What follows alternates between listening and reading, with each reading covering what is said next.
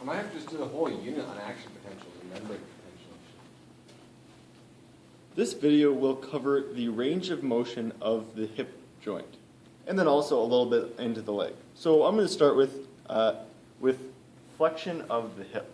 To flex the patient's hip, what you'll be doing is you'll be doing this motion. With the knee completely straight, you're flexing the hip up. This is going to be hip flexion.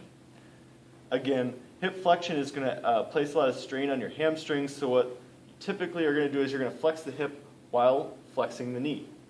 Notice that the flexion of the hip occurs in a different direction as the flexion of the knee.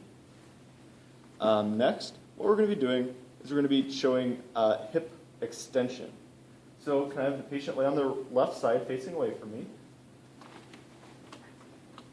Notice that the leg is straight, so the hip is in neutral position right now. For hip flexion, what I did was I brought the hip forward. Next, for extension, it's exactly opposite. So notice I had the patient change positions. Hip extension is going to be bringing the hip backwards. When in a supine or on their back position, you're not able to actually test for hip extension. So that's why I needed to change positions. You can go ahead and lay on your back again.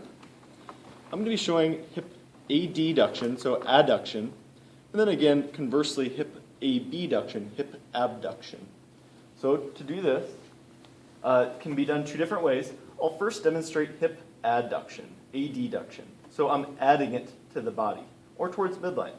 So for this one, since legs in neutral will clash with each other, I'm going to slightly elevate the hip, and then again bring it towards midline. And conversely, it can be done by lifting up the other leg and bringing it again towards midline. And that's going to be hip adduction. Opposite of that is going to be abduction, so hip abduction. For this, I don't need to deal with the other leg, and this is just going to be abducting the hip. So that's going to be hip abduction. And then finally, two more motions that I want to cover are going to be external and internal rotation of the thigh.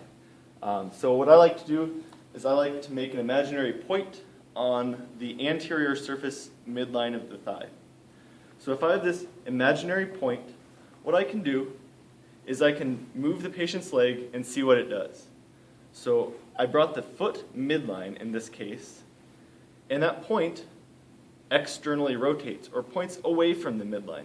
So by bringing the foot midline, I can externally rotate the thigh.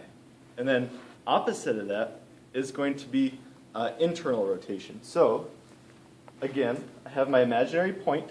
What I'm going to do is I'm going to bring the patient's leg off the side of the table, and that's going to internally rotate the thigh.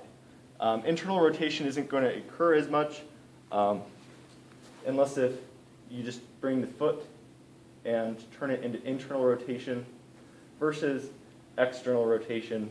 I exaggerated that movement by moving the whole leg, and that'll really exaggerate the internal and external rotation, but that's going to be your internal external rotation of the hip.